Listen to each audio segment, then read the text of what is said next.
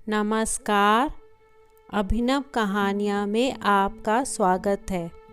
हमारी आज की कहानी राम जन्मभूमि अयोध्या पर आधारित है। इतिहासकारों के अनुसार कौशल प्रदेश की प्राचीन राजधानी अवध को कालांतर में अयोध्या और बौद्ध काल में साकेत कहा जाने लगा। अयोध्या मूल रूप से मंदिरों का शहर था। हालांकि यहाँ आज भी हिंदू, बौद्ध एवं जैन धर्म से जुड़े मंदिरों के अवशेष देखे जा सकते हैं। जैन मत के अनुसार यहाँ आदिनाथ सहित 5 तीर्थंकरों का जन्म हुआ था। बौद्ध मत के अनुसार यहाँ भगवान बुद्ध ने कुछ माह विहार किया था। अयोध्या को भगवान श्री राम के पूर्वज विवस्वान के पुत्र वैवस्वमनु ने बसाया था। तभी से इस नगरी पर सूर्यवंशी राजाओं का राज महाभारत काल तक रहा। यहीं पर प्रभु श्री राम का दशरथ के महल में जन्म हुआ था। महर्षि वाल्मीकि ने भी रामायण में जन्मभूमि की शोभा एवं महत्ता की तुलना दूसरे इंद्रलोक से की है। धन्य धान्य व रत्नों से भरी हुई अयोध्या नगरी की अतुलनीय छटा एवं गगनचुंबी इमारतों के अयोध्या नगरी में होने का वर्णन भी वाल्मीकि रामायण में मिलता है। कहते हैं कि भगवान श्री राम के जल समाधि लेने के पश्चात अयोध्या कुछ काल के लिए उजाड़ सी हो गई थी, लेकिन उनकी जन्मभूमि पर बना महल वैसे का वैसा ही था।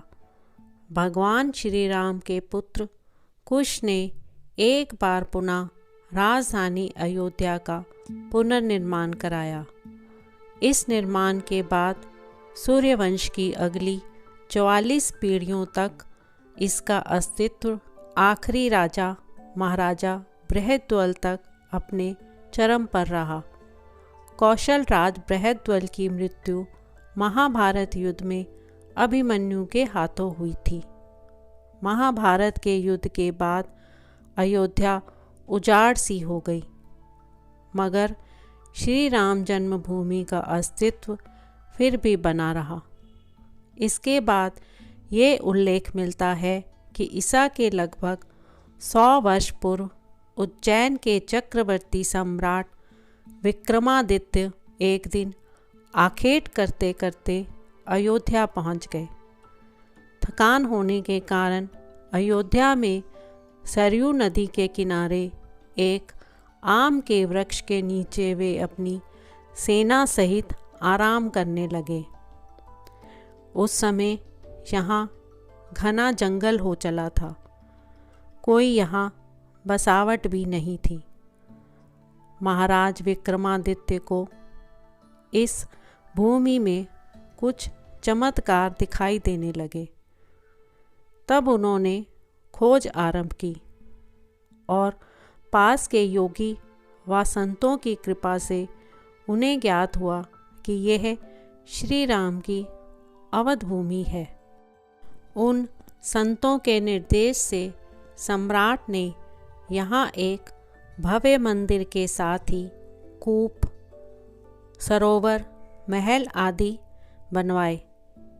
कहते हैं कि उन्होंने श्री राम जन्मभूमि पर काले रंग के कसौटी पत्थर वाले 84 स्तंभों पर विशाल मंदिर का निर्माण करवाया था। इस मंदिर की भव्यता देखते ही बनती थी। विक्रमादित्य के बाद के राजाओं ने समय समय पर इस मंदिर की देखरेख की।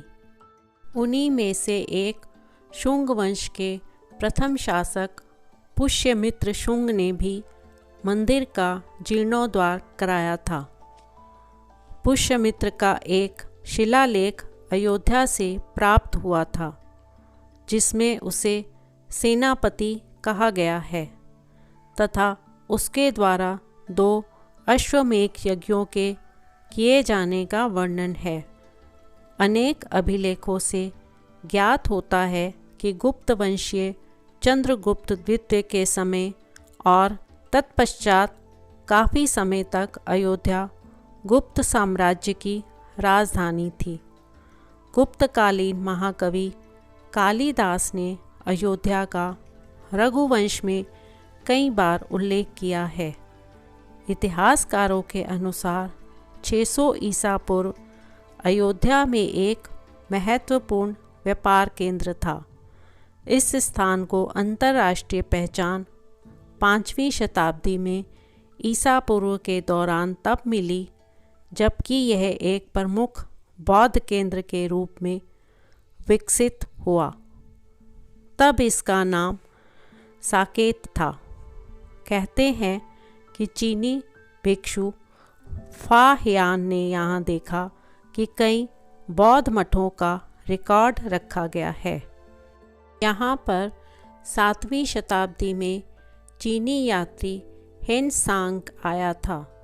उसके अनुसार यहाँ 20 बौद्ध मंदिर थे तथा 3000 भिक्षु रहते थे और यहाँ हिंदुओं का एक प्रमुख और भव्य मंदिर भी था जहाँ रोज़ हज़ारों की संख्या में लोग दर्शन करने आते थे। इसके बाद ईसा की 11वीं शताब्दी में कन्नौज नरेश जयचंद आया तो उसने मंदिर पर सम्राट विक्रमादित्य के प्रशस्ति शिलालेख को उखाड़कर अपना नाम लिखवा दिया। पानीपत के युद्ध के बाद जयचंद का भी अंत हो गया। इसके बाद भारत पर आक्रांताओं का आक्रमण और बढ़ गया।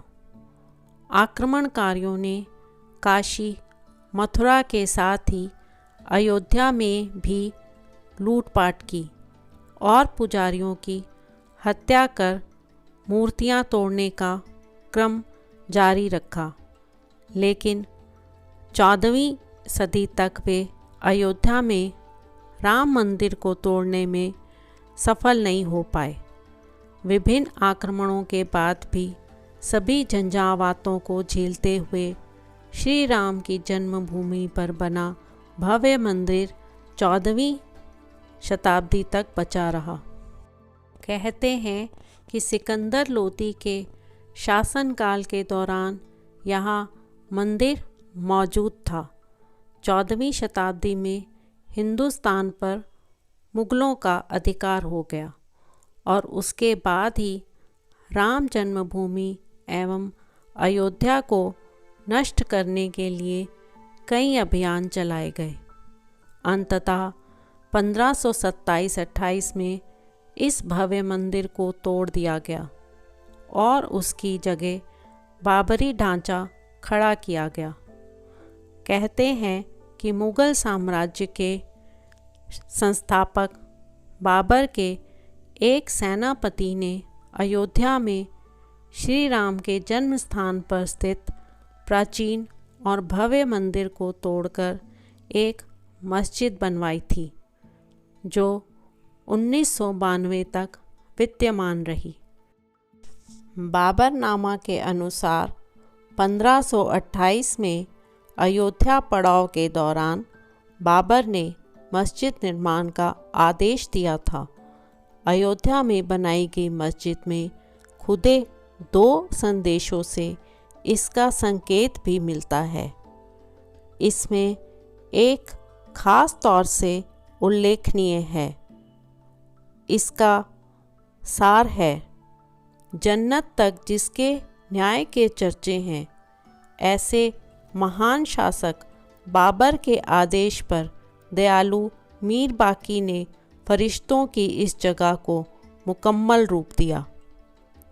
हालांकि ये भी कहा जाता है कि अकबर और जहांगीर के शासनकाल में हिंदुओं को ये भूमि एक चबूतरे के रूप में सौंप दी गई थी। लेकिन क्रूर शासक औरंगजेब ने अपने पूर्वज बाबर के सपने को पूरा करते हुए यहाँ भव्य मस्जिद का निर्माण कर उसका नाम बाबरी मस्जिद रख दिया था। तो दोस्तों, आपको आज की कहानी कैसी लगी? लाइक और कमेंट करके ज़रूर बताएं और चैनल को सब्सक्राइब करना बिल्कुल ना भूलें। तो मिलते हैं एक नई कहानी के साथ। बहुत बहुत धन्यवाद।